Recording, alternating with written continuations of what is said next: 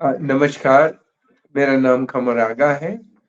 आज हम बात करेंगे जो गाज़ा के चलते हुए जो वहाँ पे इस समय अ, समस्या आई है, ख़ासतौर से हमास के चलते हुए गाज़ा के अंदर और इज़राइल के अंदर दोनों जो समस्याएँ हैं, उनके ऊपर बातचीत करें। बड़ी एक नई टाइप की सिचुएशन वहाँ पे खड़ी हो गई, जैसा कि पहले कभी नहीं हुआ। पहली बार ऐसा हुआ है इतिहास में कि अ, हमास के लड़ाका अ, इज़राइल के अंदर आए और जो फेंस लगी थी उसको तोड़ के बॉर्डर को जबकि जो पूरा गाज़ा पट्टी है ये 35 किलोमीटर लंबी और लगभग 6 से 8 और 9 किलोमीटर चौड़ी है, केवल इतना सा है ये क्षेत्र। इसमें वो अंदर आए और आके फिर उन्हीं ने काफ़ी लगभग 1200-1300 इज़राइली लोगों को मारा जिसमें अधिकतर नागरिक थे और अ, कुछ मरने वालों में एक काफ़ी बड़ी संख्या सैनिकों की भी है, लगभग 2 ढाई सौ के करीब है। सही फिगर अभी नहीं पता है। यही नहीं बल्कि वो साथ में तकरीबन 100 डेढ़ 100 से भी ज़्यादा इज़राइली नागरिकों को जिसमें कुछ सैनिक भी हैं, उनको बंदी बना के ले गए। उनकी आर्मर्ड कार भी ले गए, उनकी आर्मी के कुछ गाड़ियाँ भी थीं और पब्लिक की भी गाड़ियाँ वो लेके साथ में चले गए। ये पूरी दुनिया को चौंका देने वाला वाक़या है। इसी के कब इज़राइल को अपनी सिक्योरिटी के ऊपर बेइंतहा नाज़ था और इतना बड़ा आतंकवादी हमला हुआ उनके साथ और वो कुछ नहीं कर पाए उस समय। वो लोग कहा जाता है कि फेस्टिव मूड में थे, कोई उनका धार्मिक फेस्टिवल चल रहा था से जुड़ा हुआ और उसमें मरने वालों में कुछ लोग ऐसे भी हैं जो रेव पार्टी वहाँ पे मना रहे थे, यंग लड़के-लड़कियाँ उनको भी बहुत बुरी तरह से मारा गया। बहुत अफ़सोसनाक ये वाक़या है, इसका सारी दुनिया ने खंडन किया है, भारत ने भी इसका खंडन किया है। स्वयं प्रधानमंत्री मोदी जी ने इसके बारे में अपनी सहानुभूति भी उन्हीं ने दिखाई है इज़राइल की तरफ इस वाक़ये को लेके। लेकिन सवाल इस बात का है ये कैसे हुआ? इज़राइल हमेशा ये कहता था कि उसकी जो सिक्योरिटी है वो आयरन क्लैड है, यानी चिड़िया भी अंदर नहीं आ सकती, कुछ नहीं हो सकता और इस पूरे गाज़ा पट्टी को पिछले 16 साल से भी ज़्यादा पीरियड से उन्होंने उन्हीं ने इसको चारों तरफ से ब्लॉक कर रखा था। यहाँ से यानी कोई भी आदमी का निकलना, अंदर जाना, बाहर आना या जो भी था, वो बगैर उनके परमिशन से नहीं हो सकता था। फूड की सप्लाई, बिजली, फ्यूल, पानी, ये हर चीज़ उनकी मर्ज़ी से जाती थी। उसके बाद भी ये लोग अंदर आ गए और इतना बड़ा ऑपरेशन कंडक्ट किया अ, और फिर उसके बाद वापस हालाँकि उसमें कहा जाता है कि बहुत से लोगों को मार डाला गया। इज़राइल का कहना है ये 1500 इनके लोग मारे भी। इसके बदले में इज़राइल ने अब इस समय जवाबी कार्रवाई चल रही है, कई दिन से हम लोग देख रहे हैं अपने-अपने टीवी के ऊपर, वो भी बहुत घातक है। बहुत ज़बरदस्त फ़ोर्स वो इस्तेमाल कर रहे हैं। गौरतलब बात ये है कि ये जो गाज़ा पट्टी है इसमें लगभग 2.3 बिलियन यानी 23 लाख लोग रहते हैं, इस छोटे से इलाके में। ये दुनिया का सबसे ज़्यादा घना बस्ती है ये और इसमें इसीलिए हाई राइज़ बिल्डिंग्स बहुत बनी हुई हैं, जिसमें लोग रहते हैं। इज़राइल लगातार इन बिल्डिंगों को ध्वस्त कर रहे हैं। अब उन्हीं ने ये भी कहा है कि 11 लाख लोगों को छोड़ देने के लिए उस एक एरिया से कहा है कि सब निकल हट जाएँ। इनका प्लान ये है कि उसको ध्वस्त कर दें ताकि वो अंदर आ सकें। हमास ने कहा जाता है, इज़राइल का भी ऐसा मानना है कि नीचे चारों तरफ अपने टनल्स और बंकर्स बना रखे हैं, जहाँ पे वो उनके सैनिक छिपे हुए हैं। उसके लिए उनका मानना ये है कि ज़रूरी कि स जनता को वहाँ से हटाना और पूरा फ्लैट कर देना एरिया को, तभी वो आगे धीरे-धीरे बढ़ सकेंगे और कब्ज़ा कर पाएँगे पूरे उसके ऊपर। लेकिन सवाल इस बात का ये है कि ये लोग कहाँ जाएँ? गाज़ा पट्टी जो है, एक तरफ तो उसका एक छोर जो है, एरिया जो है, वो जाके मिलता है इजिप्ट से, जिसे रफ़ा क्रॉसिंग कहते हैं, वो बंद है और वो अपने अंदर भी नहीं आने दे रहे हैं इन लोगों को। उनका मानना ये है कि ये अगर अंदर आए तो फिर इज़राइल इनको दोबारा वापस नहीं लेगा, इनको फिर वहीं सेटल करना पड़ेगा और उनके ऊपर काफ़ी अमेरिका, इज़राइल और पश्चिमी देशों का प्रेशर भी है कि वो इनको ले लें। और ये पुराना प्लान है। प्रेज़िडेंट ट्रम्प के सामने भी ये बात हुई थी कि यहाँ के लोगों को निकाल के सिनाई डेज़र्ट जो है इज़राइल में, उसमें बसा दिया जाए, एक नया सिटी बना के, जिसके ऊपर इजिप्ट राज़ी नहीं है, आज भी राज़ी नहीं है।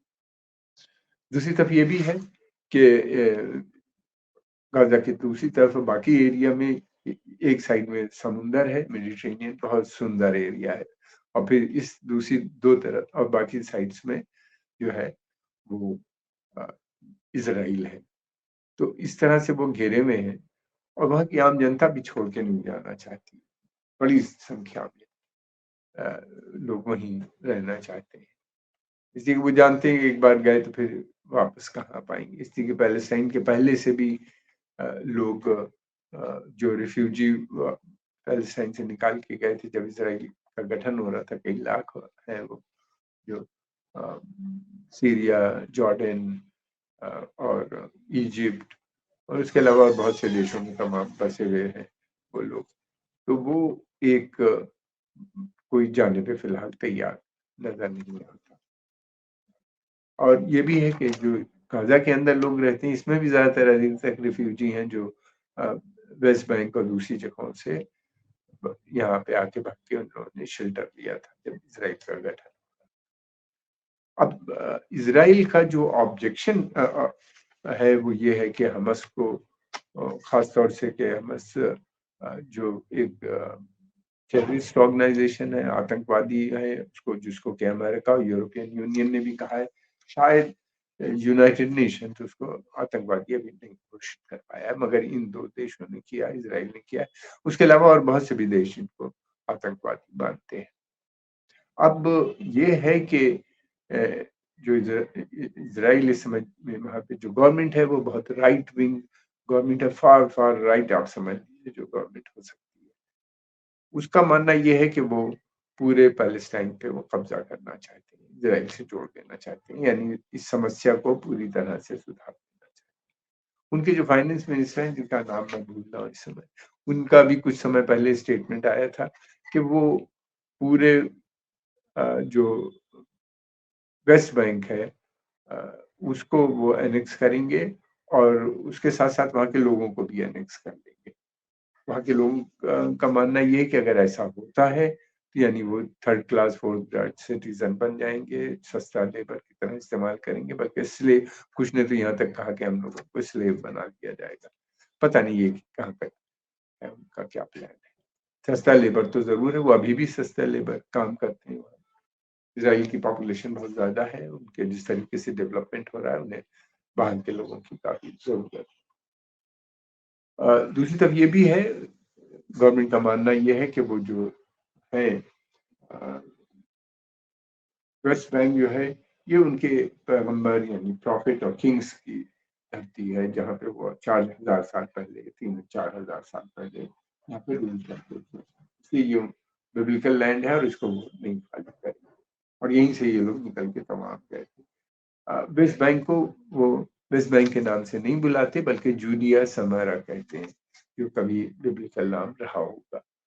दूसरी तरफ वो ईस्ट जेरूशलम है जो अरब क्वार्टर है, जो अरब यहाँ पे रहते हैं, जो अरबों का एरिया है, उसको भी वो ये कहते हैं कि ये इज़राइल का यूनाइटेड कैपिटल है, यहाँ से भी हम खाली नहीं करेंगे। यानी पैलेस्टाइन और गाज़ा के लिए कहते हैं कि ये बिब्लिकल लैंड नहीं है मगर बहुत सिक्योरिटी पॉइंट ऑफ व्यू से इम्पोर्टेंट है। तो इस तरह से यानी फ़िलिस्तीन की पूरी समस्या समाधान मानने पे करने पे तैयार है ये सरकार।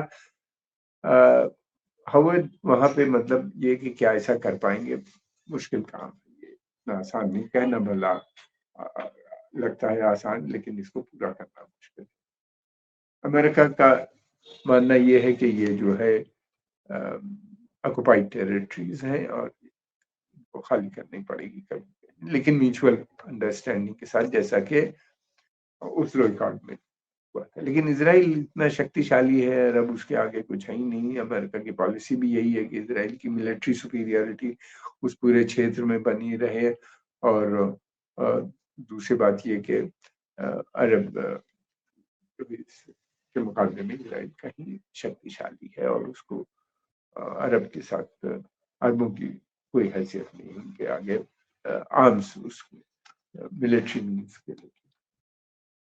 लेकिन ये है कि दूसरी तरफ ये भी है कि पैलेस्टीनियंस का भी मानना ये है कि वो इसको खाली नहीं करेंगे, ये उनकी धरती है, ये इसको नहीं छोड़ेंगे। टू स्टेट सॉल्यूशन के लिए अरब लीग भी बात करती है, सऊदी अरेबिया भी उसके लिए राजी है और अरब देश, अरब लीग का भी एक रेजोल्यूशन है कि two state side by side बने जिसमें पैलेस्टीनियन और Israeli should live in peace and harmony, यानी अमन शांति के साथ दोनों लोग रहेंगे। ईस्ट जेरूसलम जो पैलेस्टीनियन स्टेट का गठन होगा जब तो उसका कैपिटल होगा, ये इसके ऊपर इजराइल बिल्कुल राजी नहीं।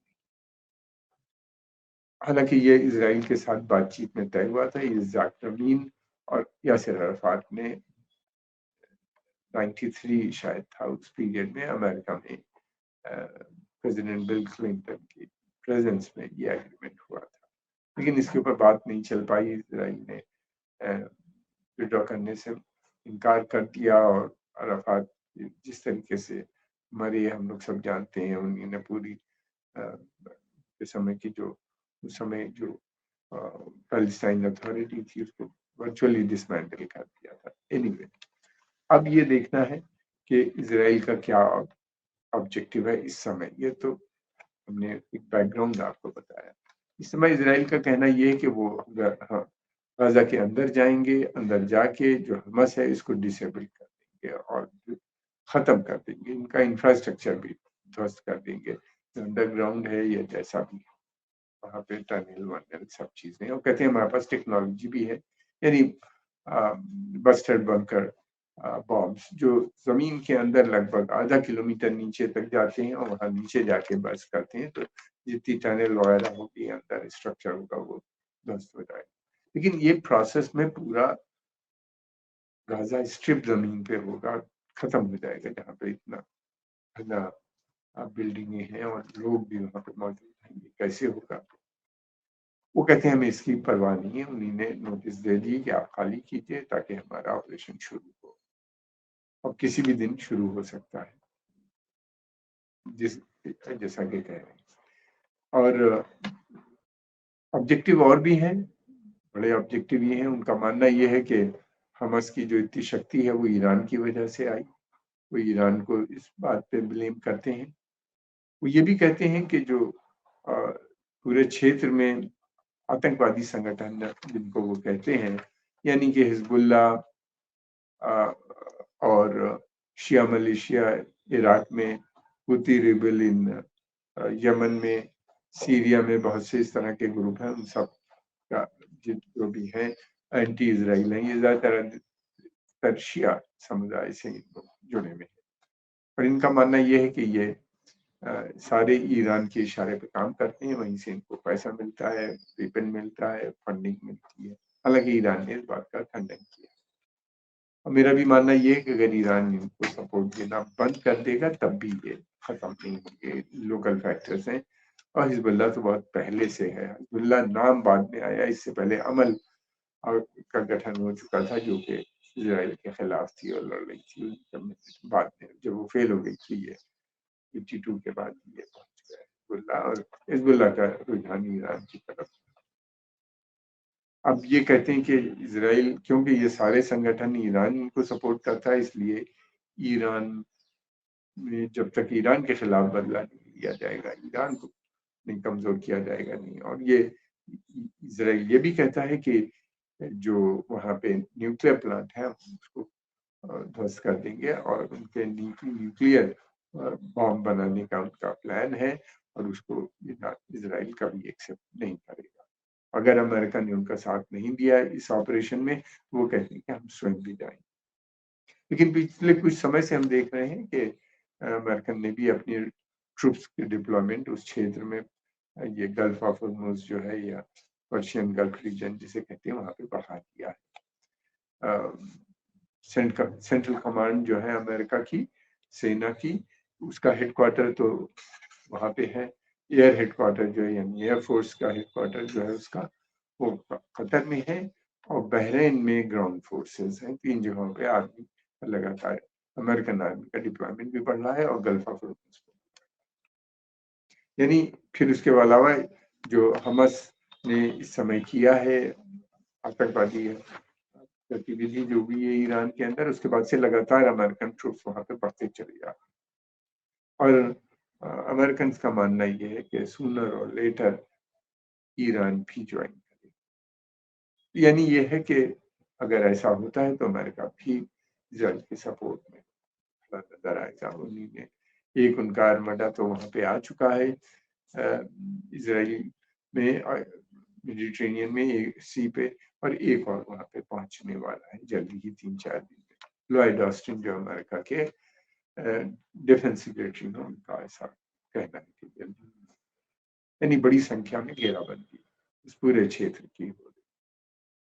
क्या होगा ये अभी कहना जरूर मुश्किल है, लेकिन ये इतना है कि इसने एक बड़ी समस्या, एक तरफ तो अरबों के लिए बड़ा संकट खड़ा कर दिया। अरबों को डर लग रहा है कि कहीं ऐसा ना हो, क्योंकि अरब पब्लिक ओपिनियन बिल्कुल बदल चुकी है। बहुत मैसिव डिमॉन्स्ट्रेशन अरब देश के लगभग सभी देशों में हो रहे हैं, अरबों के सभी देशों में हो रहे हैं। फिर यूरोप अमेरिका में भी जिस तरीके से पहले इजराइल सपोर्ट मिलती थी, गवर्नमेंट की सपोर्ट तो पूरी है अमेरिकन एडमिनिस्ट्रेशन की, मगर पब्लिक में भी रिजेंटमेंट उनके खिलाफ, कुछ ये नहीं कांग्रेसमैन भी इस जंग के खिलाफ नजर आते हैं। यूरोप में भी बहुत बड़े बड़े जुलूस निकल। गौरतलब बात यह है कि इसमें महज एशियन मूल या अफ्रीकन मूल के लोग नहीं है, बल्कि यूरोपियन ही वहाँ पे इन डिमॉन्स्ट्रेशन में लगातार जुड़े हैं। तो पब्लिक ओपिनियन डिवाइडेड उनको नजर आती है, ये एक समस्या है। फिर उसके अलावा ये भी है कि अब ये देखना ये है कि क्या होगा, किस तरीके से आने वाले समय में डील करेंगे। इसलिए कि हम इजराइल ने जो अपना स्टैंड है वो बिल्कुल क्लियर कर दिया, वो गाजा पट्टी के अंदर जाने का, और उन्हीं ने उस एरिया में 1 लाख से भी अधिक फोर्सेस को वहां पे डिप्लॉय कर दिया है।